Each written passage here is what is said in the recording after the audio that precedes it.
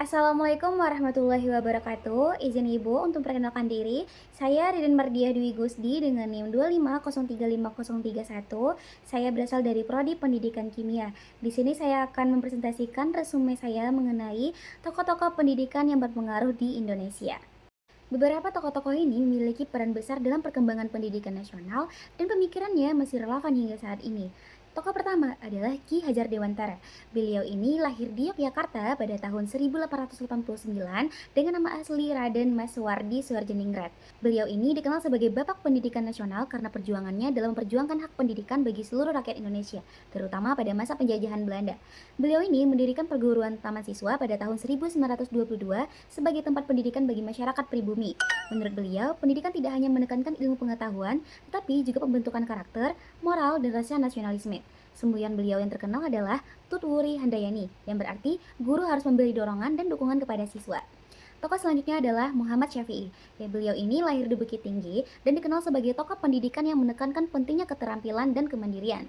Beliau ini mendirikan INS Kayu Tanam di Sumatera Barat, dan sekolah tersebut bertujuan mendidik siswa agar tidak hanya pandai secara teori, tapi juga memiliki kemampuan bekerja dan berpikiran kreatif. Menurut beliau, pendidikan harus mempersiapkan peserta didik untuk menghadapi kehidupan nyata dan mampu mandiri di masyarakat. Nah, tokoh selanjutnya adalah Ahmad Dahlan, yang dimana Ahmad Dahlan ini lahir di Yogyakarta pada tahun 1868. Beliau ini merupakan pendiri Muhammadiyah, yaitu organisasi Islam yang bergerak di bidang pendidikan, sosial, dan keagamaan. Ahmad Dahlan ini berupaya memperbarui sistem pendidikan Islam dengan menggabungkan ilmu agama dan ilmu umum. Menurut beliau, pendidikan Islam harus mengikuti perkembangan zaman agar umat Islam tidak tertinggal. Oleh karena itu, beliau mendirikan sekolah modern yang mengajarkan pelajaran agama sekaligus ilmu pengetahuan umum. Dan yang terakhir adalah Rahmah El Yunusiyah, yang dimana beliau ini lahir di Padang Panjang pada tahun 1900. Beliau dikenal sebagai pelopor pendidikan perempuan di Indonesia. Pada masa itu, pendidikan perempuan masih sangat terbatas, sehingga Rahmah El Yunusiyah mendirikan sekolah Dinia Puteri pada tahun 1923.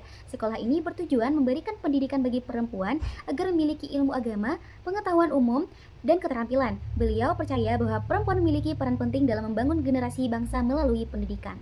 Dari penjelasan tersebut, dapat disimpulkan bahwa tokoh-tokoh pendidikan Indonesia memiliki kontribusi besar dalam memajukan pendidikan nasional. Mereka tidak hanya memperjuangkan akses pendidikan, tetapi juga menanamkan nilai karakter, kemandirian, dan pendidikan yang sesuai dengan kebutuhan masyarakat. Sekian hanya itu yang dapat saya sampaikan. Jika terdapat kesalahan, mohon dimaafkan. Wabillahi taufiq wal hidayah. Wassalamualaikum warahmatullahi wabarakatuh.